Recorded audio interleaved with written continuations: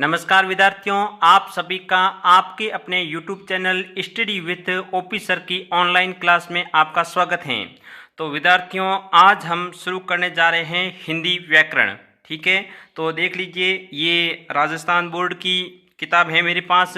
ये तो मुख्य आधार रहेगी अपनी, और बाकी किताबों से भी आपको जो भी अच्छी बातें लगेगी वो मैं आपको इसके अंदर पढ़ा दूंगा।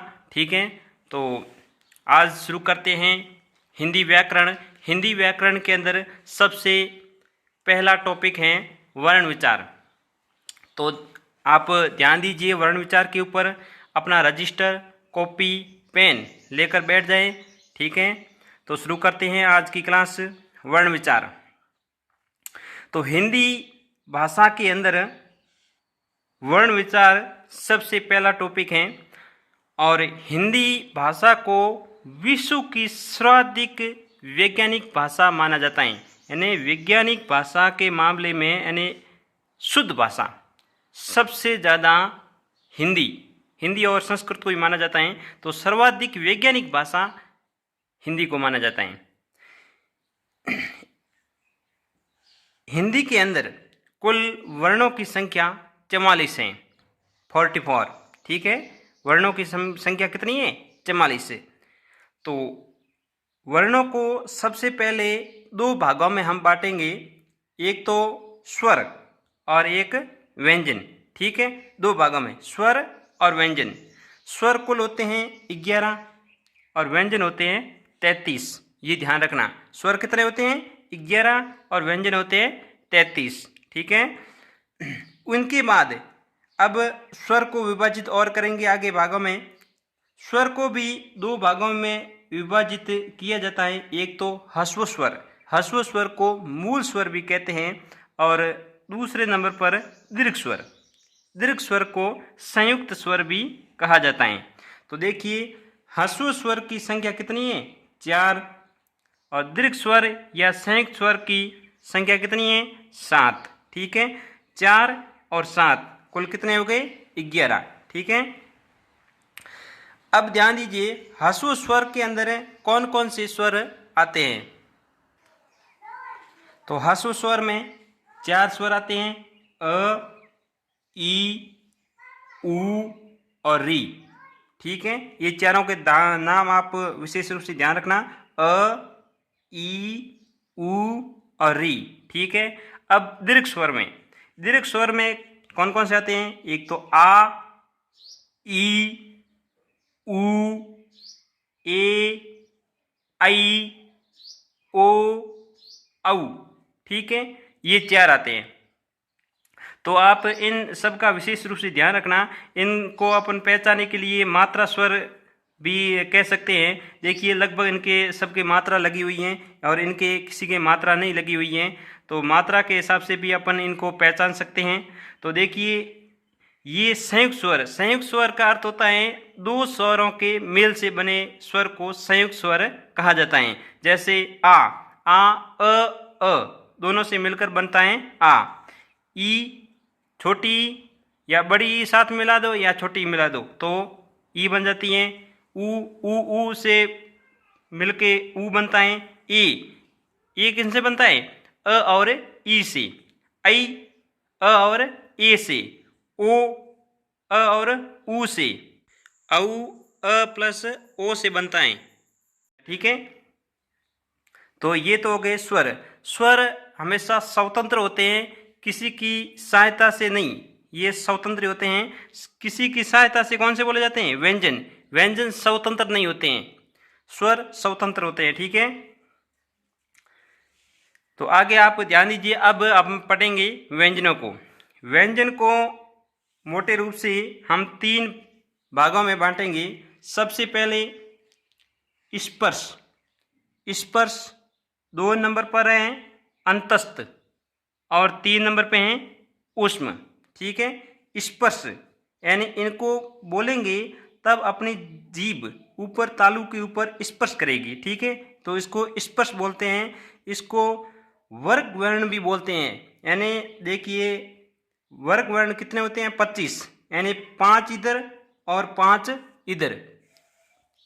ये आपको दिखा देता हूँ, 5 इधर और 5 इधर, सभी देखिए वर्ग बने हुए, 1 2 3 4 5, 1 2 3 4 5, ये सभी वर्ग बने हुए हैं, इसलिए इनको वर्ग वर्ण कहा जाता है। तो इनका भी आप विशेष रूप से ध्यान देना। मैं आपको ये थोड़ा जूम करके भी दिखा देता हूँ।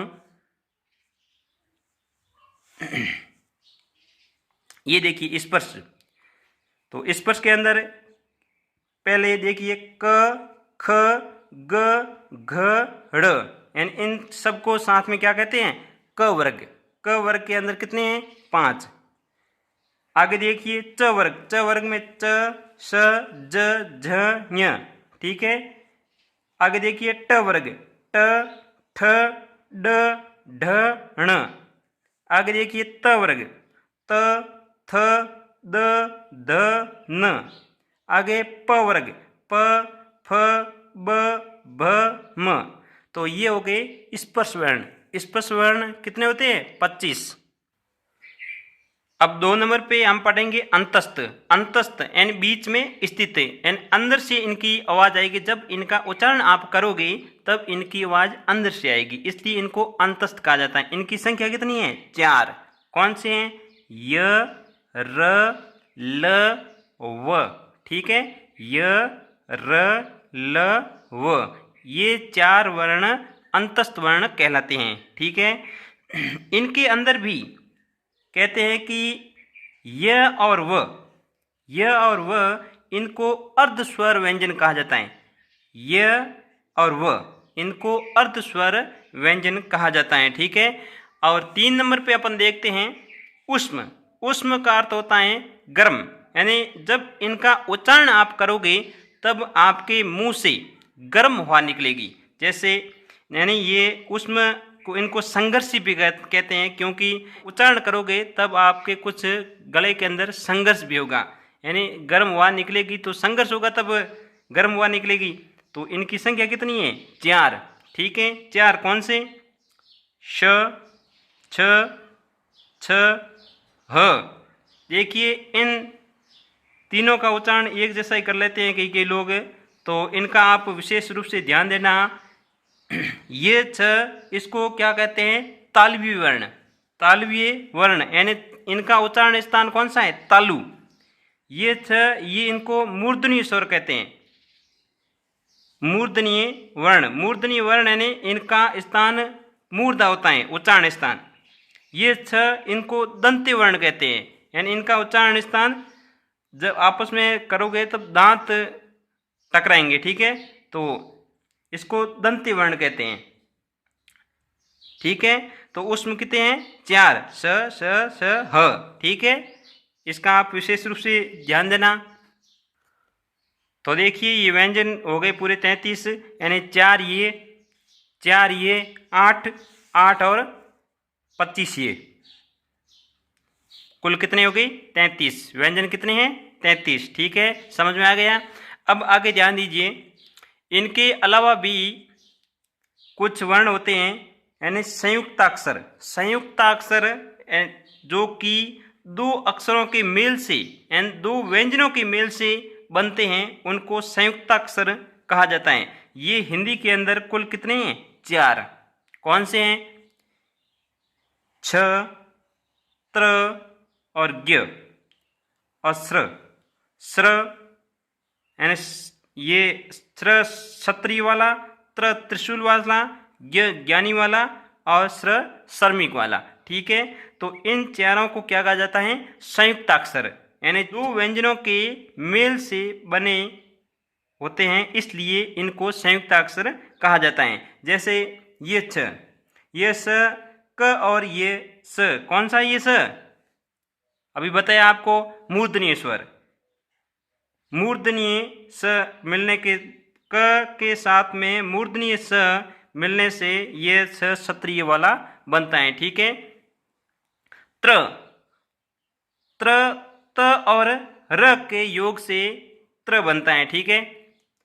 और ये ज्ञ, ज्ञ भी बोलते हैं और ज्ञ भी बोलते हैं, जैसे ज्ञानी या ज्ञानी। जैसे अपने योग गुरु है रामदेव बाबा, वो हमेशा जब भी हिंदी का प्रयोग करते हैं तो सबसे शुद्ध हिंदी भाषा वो बोलते हैं। ये जैसे अपन बोलते हैं ज्ञानी तो वो बोलते हैं ज्ञानी, ठीक है। जैसे अपन बोलते हैं विज्ञान तो वे बोलते हैं विज्ञान, ठीक है। तो ज मतलब ज और य, ठीक है। ज और य के योग से ये ज्ञ बनता है। अब स्र श्रमिक वाला, स्र श्रमिक ये स कौन सा है? तालवीय, ठीक है। तालवीय स और र के योग से स्र श्रमिक वाला बनता है, ठीक है।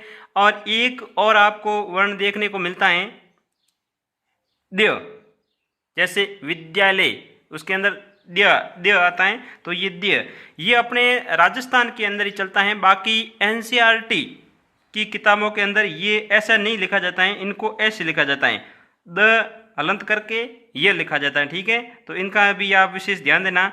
बाकी अपने ये राजस्थान के अंदर ही ज़्यादा चलता है द्य, ठीक है। इनके अलावा कुछ और वर्ण बच गए।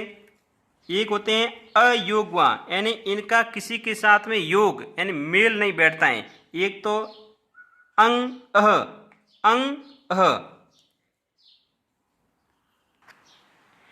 इनको तो अनुस्वार बोला जाता है और इनको विसर्ग बोला जाता है, ठीक है। अनुस्वार और विसर्ग ये दोनों क्या कहलाते हैं? अयोग वहाँ, ठीक है।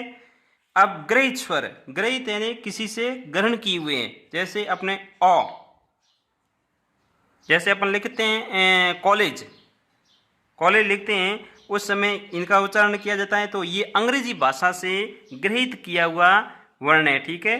अ, कॉलेज, नॉलेज ये शब्द आते हैं इसके ऊपर, जैसे डॉक्टर, ठीक है। तो ये अब आपको पूरा समझ में आ गया होगा। एक बार मैं थोड़ा वापस और दिखा देता हूँ, देख लीजिए। वर्ण कितने? 44, स्वर 11, व्यंजन 33, 11 और 33 हो गए 44। स्वर दो भागों में बांटते हैं, ह्रस्व स्वर, दीर्घ स्वर। ह्रस्व स्वर 4 और दीर्घ स्वर 7, ठीक है। और बाद में व्यंजन, व्यंजन को 3 भागों में बांटते हैं, स्पर्श, अंतस्थ और ऊष्म, ठीक है। स्पर्श 25, अंतस्थ 4, ऊष्म 4, ये कुल हो गए 33। तो 33 और 11 44, ठीक है। तो आपको समझ में आ गया होगा ऐसा मेरा विश्वास है। तो आपको मेरा वीडियो अच्छा लगा है तो आप ज़रूरतमंद विद्यार्थियों के साथ में शेयर करें और इनको लाइक भी कर लें, सब्सक्राइब भी कर लें, घंटे का बटन भी दबा दें ताकि आने वाले वीडियो के नोटिफिकेशन आपको समय समय पर मिल जाए, यानी सूचना आपको समय पर मिल जाती है। नहीं तो सूचना आपको समय पर नहीं मिलती है जब तक आप घंटे का बटन नहीं दबाते हो, ठीक है। धन्यवाद।